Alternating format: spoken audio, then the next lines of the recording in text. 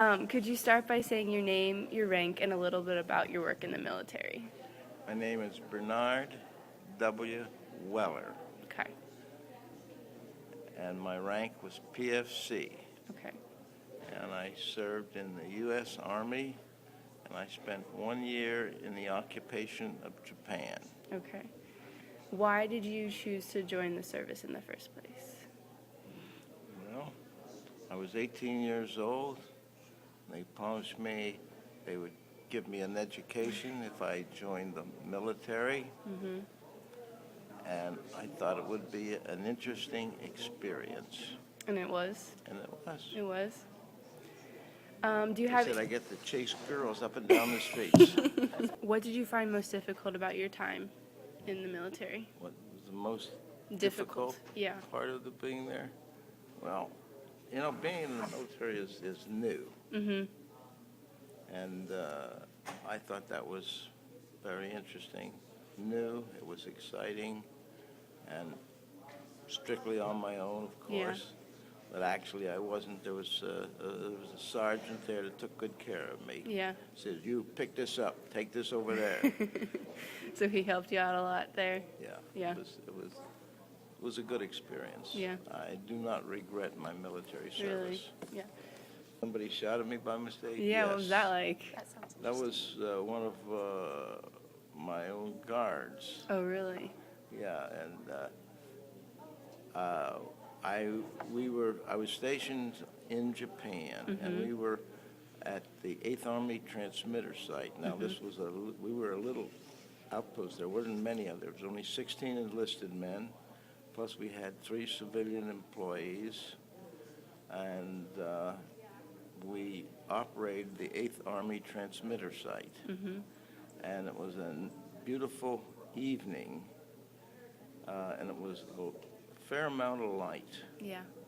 And I said, gee, this would be a good night for some pictures, because I went down to we were on a beach in Tokyo, Mm-hmm. and it was Tokyo Bay, but we were just a small group. There's only 16 enlisted men, and we had 3 civilian employees and several Japanese employees, nationals. Mm-hmm. This was the early occupation of Japan. Okay. And I went down to our beach. We were in Tokyo Bay, and when I got down there, there was this boat, Japanese fishing boat, pulled up on our beach.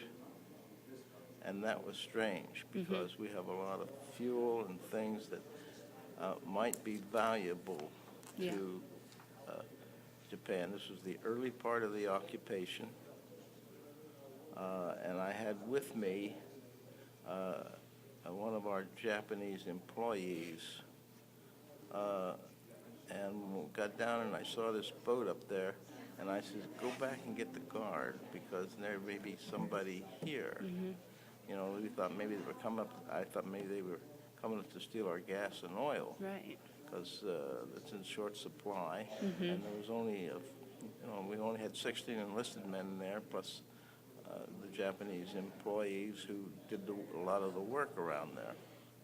So the guy that I sent back was a Japanese national, and he went back, and I guess he was a little excited, and he went and got the guard, and I and another fellow were looking at this boat, and he says, let me climb in there, and I was giving him a hand to get in the boat so he could look around at this boat. It was a fishing boat. Right. We thought maybe they were coming to steal our gas and oil. Yeah. And as he was climbing in, as I was helping him into the boat, a shot rang out, Oh my. and a bullet goes whizzing by me, and we yelled, hey, and it was our guard. And he was excited. He came down, thought that something terrible was happening, and he saw us there and took a shot at us. He said, I yelled halt. He didn't say anything. He just shot. And fortunately, he didn't hit anybody, That's good. particularly me. Was that scary, getting Well, I shot? had a few choice words for him, I'm which I sure. will not repeat. We appreciate that. So around you see nothing but destruction. And here you are in a foreign country, one we had just decimated. Mhm. So not that we were not welcomed, but they kept away from us. They did not want to associate with us if they could avoid it, Right, because we were occupying their country, right, and we were foreigners wandering around their streets. right. So there was a little bit of tension in that sense. Sure. But they stayed away. They did not try to give me a hard time, because you have to remember, I carried the weapon. They did not. That's true. Yeah. So they weren't willing to have a confrontation, Right. and I can't blame them. Yeah. Is there any one day that stands out as one of your best days in service? Nothing in particular, except when they handed me my discharge papers and Oh, really? says, and a few $100s, and says, "Be on your way." Well, I learned a few things. Yeah. Like You know, what? you can't be shipped off someplace to a foreign country where you don't speak the language Right. and not learn something. Yeah. And I found that people are people wherever you go. Do you remember anything about like your training camp? And what that Yeah. was like? You pick that up. You haul that over there. Really, it was like that all the Oh, time? yeah, yeah. Really? Was it hard? Was that- Sergeants knew how to handle you. Yeah.